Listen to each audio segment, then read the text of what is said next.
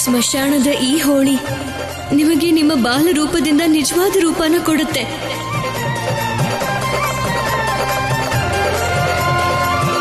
ಖಂಡಿತ ನಿಮ್ಮ ಎಲ್ಲ ನೆನಪುಗಳು ಬರುತ್ತೆ.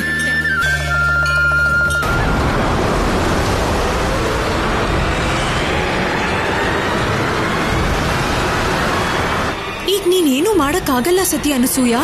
ಈಗೇನ್ ಮಾಡ್ಬೇಕೋ ಬಾಲಶಿವನೇ ಮಾಡ್ತಾನೆ. ಅವನ್ ಬರೋದಕ್ಕೆ ಎಲ್ಲ ಸಿದ್ಧತೆ ಮಾಡಿದ್ದೀನಿ ನಾನು. ಗಾಳಿ, ಬಿರುಗಾಳಿ, ಮಾರುತ ಇದೆಲ್ಲ ನನ್ನ ಆಮಂತ್ರಣ ಅವನಿಗೋಸ್ಕರ. ಇಷ್ಟರಲ್ಲಿ ಅವನಿಗೆಲ್ಲ ಗೊತ್ತಾಗಿರುತ್ತೆ. ಅವನು ಯಾವುದೇ ಕ್ಷಣದಲ್ಲೂ ಇಲ್ಲಿಗೆ ಬರಬಹುದು.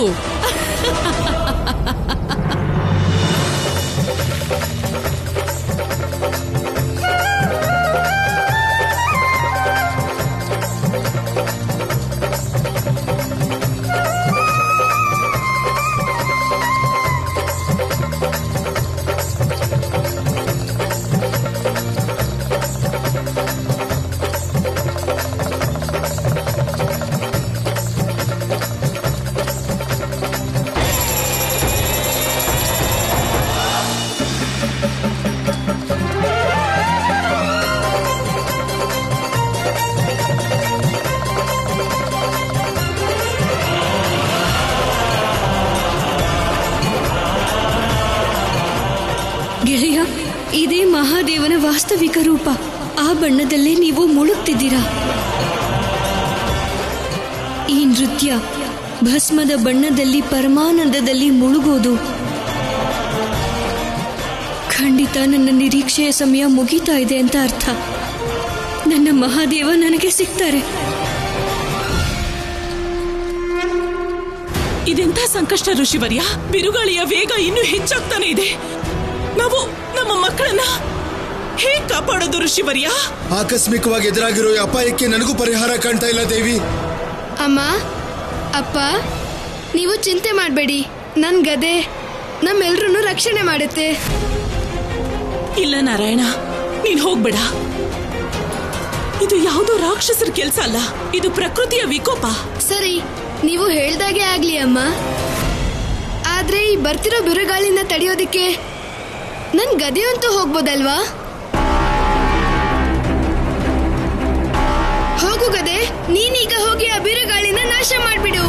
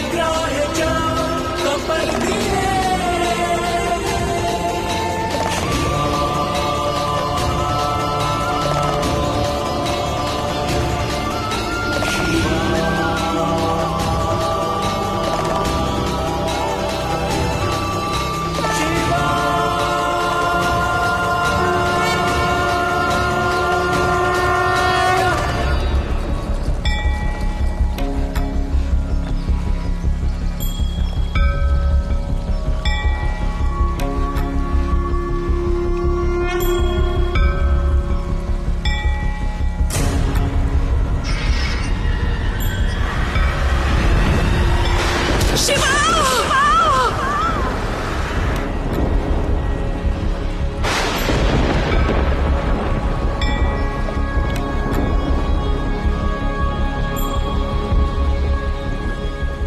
ಅಮ್ಮ,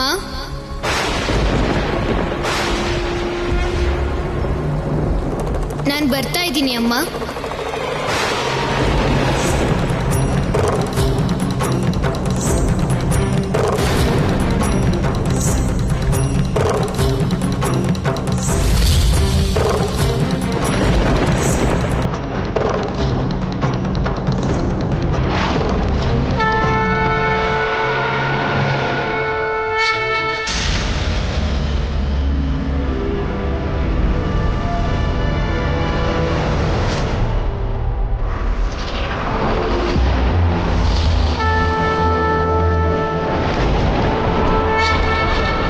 ಶಿವ!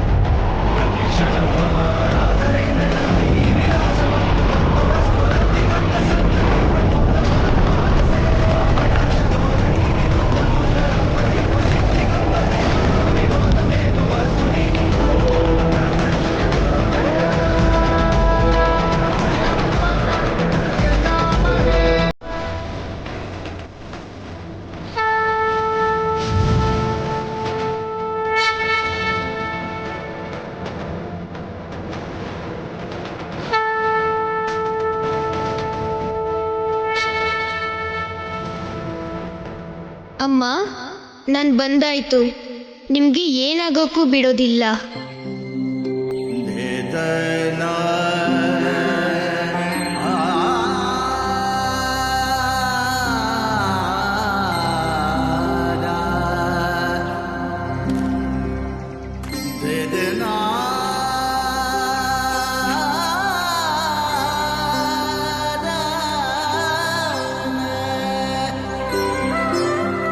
ಗೊತ್ತಿತ್ತು, ಯಾರ ಮಗ ಸಾಕ್ಷಾತ್ ಶಿವ ಆಗಿರ್ತಾನೋ ಅವ್ರಿಗೆ ಯಾವ ಸಂಕಷ್ಟ ಬರೋದಕ್ಕೆ ಸಾಧ್ಯ?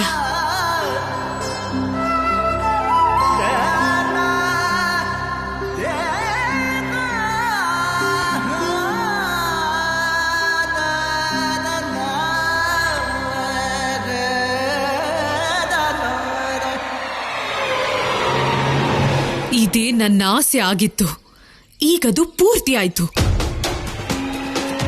ಬಾಲಶಿವ, ನಾನ್ ನಿನ್ಗೆ ಯಾವತ್ತೂ ಮಹಾದೇವ ಆಗೋದಕ್ ಬಿಡೋಲ್ಲ. ಯಾವಾಗೆಲ್ಲ ನೀನು ಮಹಾದೇವ ಆಗೋ ದಾರಿಲಿ ಮುಂದೆ ನಡೀತೀಯೋ ನಾನ್ ನಿನ್ನ ಹಿಂದೆ ಎಳಿತೀನಿ. ಈಗ ಹೋಗಿ ಈ ಶುಭ ಸಮಾಚಾರನ ಅಮ್ಮಂಗೆ ಅಣ್ಣಂಗೆ ಹೇಳ್ಬೇಕು.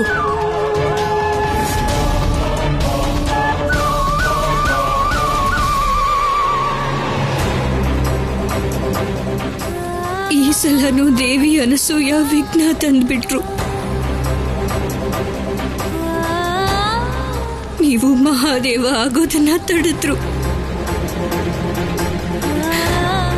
ಇದು ಖಂಡಿತ ಸರಿ ಅಲ್ಲ. ನನ್ನ ಆಸೆನ ನಿರಾಸೆ ಮಾಡಿದ್ರಿ. ನಾನಿದನ್ನ ಯಾವತ್ತಿಗೂ ಮರೆಯೋದಿಲ್ಲ, ಯಾವತ್ತೂ ಮರೆಯೋದಿಲ್ಲ ನಾನು.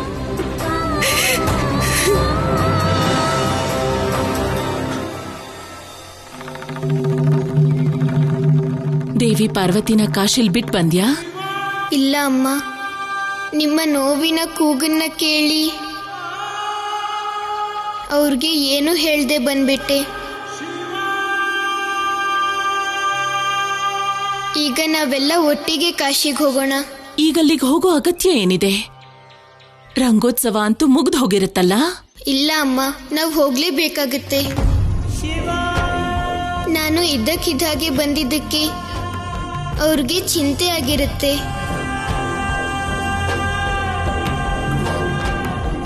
ಅಮ್ಮ ನೀವೇ ಹೇಳ್ಕೊಟ್ಟಿದ್ದಲ್ವಾ ಯಾರನ್ನು ಮಧ್ಯ ದಾರಿಲಿ ಬಿಟ್ಟು ಬರಬಾರ್ದು ಅಂತ. ಜೊತೆಗೆ ಅಂತ್ಯ ತನಕ ನಡಿಬೇಕು. ಮತ್ತೆ ನಿಮಗೂ ಕೂಡ ಮಹಾದೇವನ ಪಾವನ ಭೂಮಿ ಕಾಶಿ ದರ್ಶನ ಮಾಡಬೇಕಲ್ವಾ?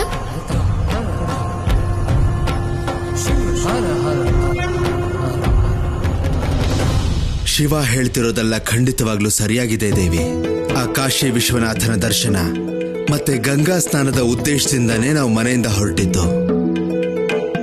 ನನ್ನ ಪ್ರಕಾರ ಅದನ್ನ ಪೂರ್ತಿ ಮಾಡೋ ಪ್ರಯತ್ನನ ನೀವು ಖಂಡಿತ ಮಾಡಬೇಕು.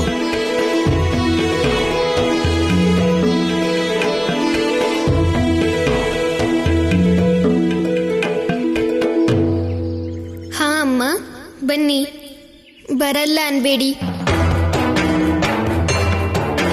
ನನ್ನ ಆಸೆ ಜೊತೆಗೆ ಎಲ್ಲರ ಆಸೆನೂ ಪೂರ್ಣ ಆಗ್ಲಿ.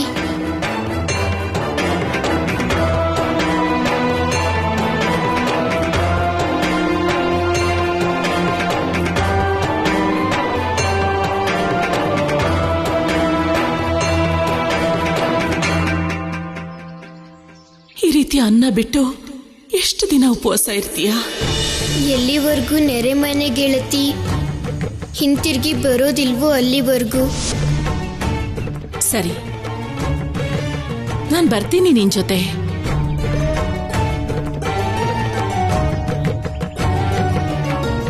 ಆದ್ರೆ ಅದಕ್ಕೂ ಮೊದಲು ನೀನು ಊಟ ಮಾಡಬೇಕು.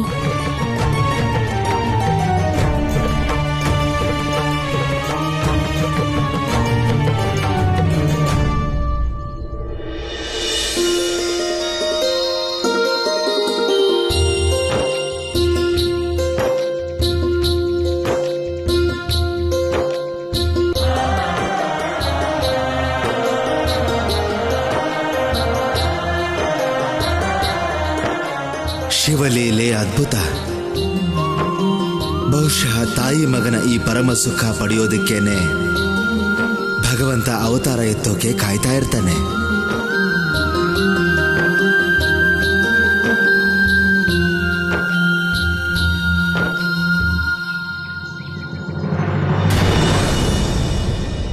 ಇದೆಂತ ಮೂರ್ಖತನ ಅಜಾಮುಖಿ. ಬಾಲಶಿವ ಮತ್ತೆ ಪಾರ್ವತಿನ ದೂರ ಮಾಡುವಂತ ಮಹಾನ್ ಕಾರ್ಯನ ನನ್ನ ಅಣ್ಣ ಬುದ್ಧಿಹೀನ ಅಂತಿದ್ದಾರೆ, ಮೂರ್ಖತನ ಅಂತಿದ್ದಾರೆ. ಅಣ್ಣ, ನನಗೆ ನಿಮ್ ಬುದ್ಧಿ ಮೇಲೆ ದಯೆ ಬರ್ತಿದೆ ನೋಡಿ. ಅಮ್ಮ, ಅಣ್ಣನ್ ಬುದ್ಧಿ ಹೀಗೆ ಇದ್ರೆ ತ್ರಿಲೋಕನೇ ಇವ್ರ ಕೈಯಿಂದ ಬಿಟ್ಟು ಹೋಗ್ಬಿಡುತ್ತೆ. ನಿನ್ ಹಾಗೆ ಬುದ್ಧಿ ಇಲ್ದಿರೋ ಸೋದರಿ ಇದ್ರೆ ಖಂಡಿತವಾಗ್ಲೂ ಬಿಟ್ಟು ಹೋಗುತ್ತೆ.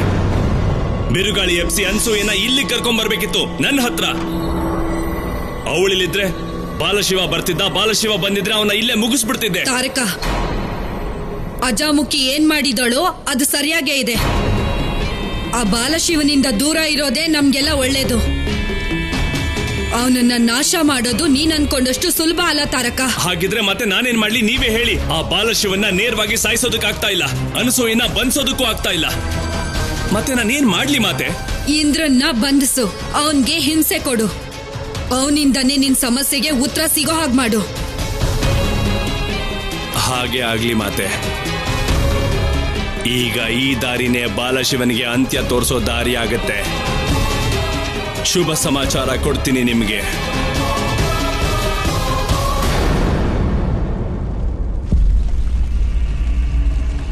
ಗೆಳತಿ ಗೆಳತಿ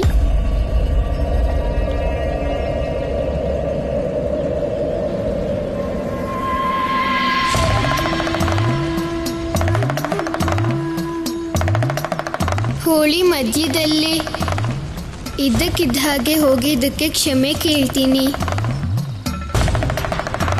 ನಾನು ಹೋಗೋದಕ್ಕೆ ಕಾರಣ ಅಲ್ಲಿ ಒಂದು ಸಂಕಷ್ಟ ಬಂದಿತ್ತು. ಹಾಗಾಗಿ ನಾನು ತಕ್ಷಣ ಹೋಗ್ಬೇಕಾಯ್ತು ಗೆಳತಿ. ನಾನ್ ನಿಮ್ಮಿಂದ ಸ್ಪಷ್ಟೀಕರಣ ಕೇಳಲಿಲ್ಲ ಗೆಳೆಯ. ಆದ್ರೆ ಹೇಳೋದು ನನ್ನ ಧರ್ಮ ಆಗಿದೆ ಗೆಳೆಯ ಅಲ್ವಾ, ಅದಕ್ಕೆ ಇನ್ ಮುಂದೆ ಸದಾ ನಿಮ್ ಜೊತೆಲೇ ಇರ್ತೀನಿ, ನಿಮ್ಗೆ ನಿಮ್ ಮಹಾದೇವ ಸಿಗೋವರೆಗೂ.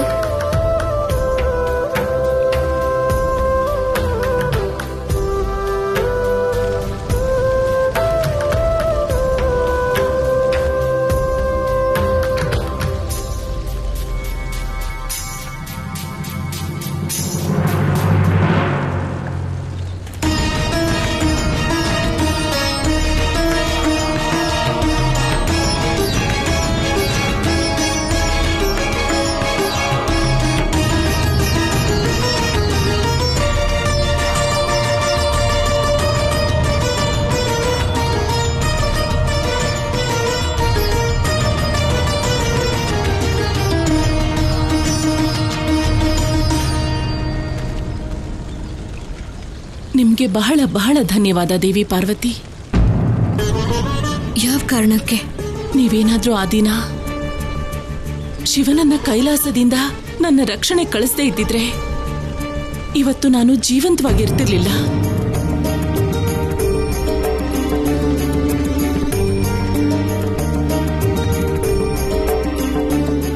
ನೀವು ಶಿವನಿಗೆ ಪೂಜನೀಯ ಮಾತೆ. ನಿಮಗ್ ತೊಂದರೆ ಆದ್ರೆ ನಾವು ತ್ರಿದೇವಿಯರು ಹೇಗ್ ಸಹಿಸ್ತೀವಿ?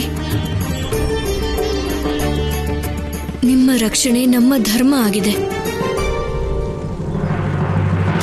ದೇವಿ ಪಾರ್ವತಿ, ನೀವು ನನಗೆ ತೊಂದರೆ ಕೊಡಬಾರ್ದು ಅಂದ್ಕೊಂಡಿದ್ರೆ ನನ್ನ ಮಗ ಬಾಲಶಿವನನ್ನ ನನ್ನಿಂದ ದೂರ ಮಾಡೋದಿಕ್ಕೆ ಇಷ್ಟೆಲ್ಲ ಪ್ರಯತ್ನ ಮಾಡ್ತಾ ಇರ್ಲಿಲ್ಲ.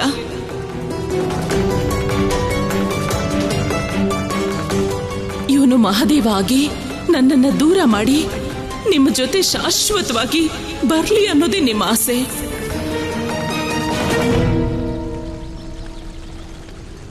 ಸತ್ಯ ಹೇಳಿದ್ರಿ ನೀವು ದೇವಿ ಪಾರ್ವತಿ. ನಾನು ಶಿವನ ತಾಯಿ. ಆದ್ರಿಂದ ನನಗೆ ಪೂರ್ಣ ವಿಶ್ವಾಸ ಇದೆ, ಶಿವ ನನ್ನನ್ನ ಬಿಟ್ಟು ಯಾವತ್ತೂ ಹೋಗಲ್ಲ.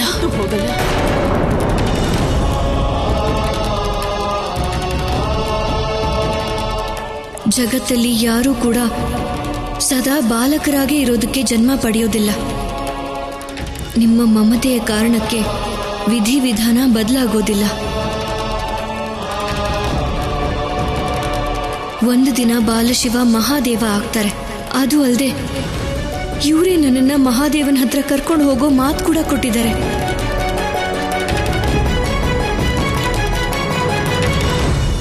ಇನ್ನು ನಾವು ಹೊರಡೋಕೆ ಸಿದ್ಧತೆ ಮಾಡ್ಕೋಬೇಕು ಗೆಳತಿ.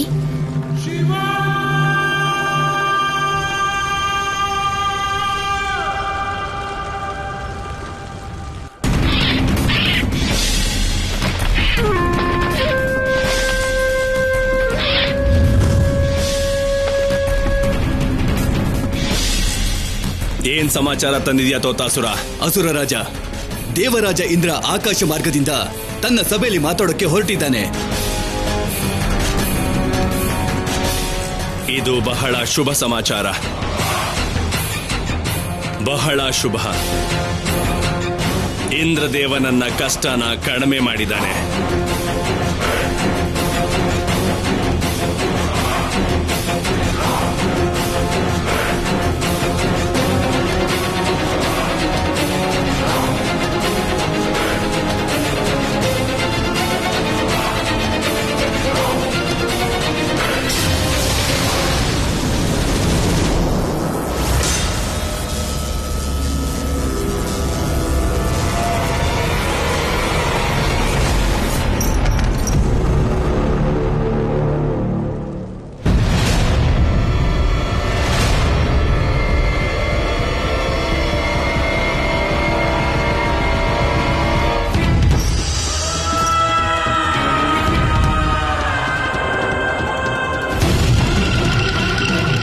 ಏನ್ ಬೇಕು ನಿನಗೆ?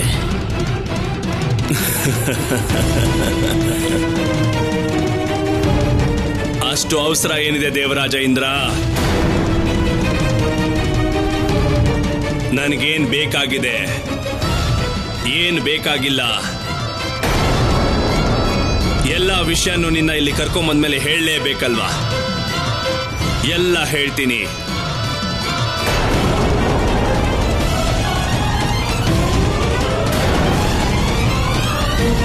ಅದ್ರ ಜೊತೆಗೆ ನೀನು ಮಾಡಿರೋ ಅನಾಚಾರದ ಬಗ್ಗೆನೂ ಹೇಳ್ತೀನಿ. ನೀನು ನನ್ನ ತಂದೆ ವಜ್ರಾಂಗ ಮತ್ತೆ ತಾಯಿ ವಜ್ರಾಂಗಿನಿಗೆ ಅವರ ತಪಸ್ಸಿನ ಸಮಯದಲ್ಲಿ ಮಾಡಿರೋ ಅನ್ಯಾಯ, ನೀನು ಮಾಡಿರೋ ಎಲ್ಲ ಅನಾಚಾರ, ಎಲ್ಲ ಪಾಪ ಅಷ್ಟು ನಾನು ಹೇಳ್ತೀನಿ ನಿನಗೆ. ಮತ್ತೆ ಅವೆಲ್ಲಕ್ಕೂ ಒಂದೊಂದಾಗಿ ಶಾಸ್ತಿ ಮಾಡ್ತೀನಿ.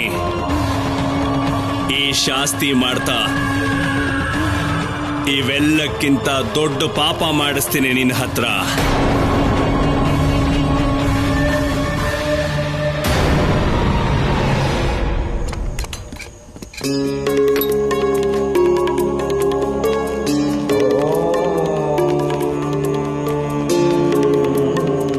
ಶಿವ, ನೀನು ಹೊರಗಡೆ ಯಾಕಿದ್ಯಾ?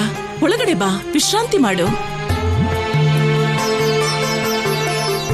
ದೇವಿ ಪಾರ್ವತಿ, ನೀವು ನಿಮ್ಮನೆಗೆ ಹೋಗಿ ಸ್ನಾನ ಎಲ್ಲ ಮುಗಿಸಿ. ಮತ್ತೆ ನೋಡಿ, ನೀವು ಅಡಿಗೆ ಏನು ಮಾಡ್ಕೊಳ್ಬೇಡಿ, ನಾನೇ ಕಳಿಸ್ಕೊಡ್ತೀನಿ.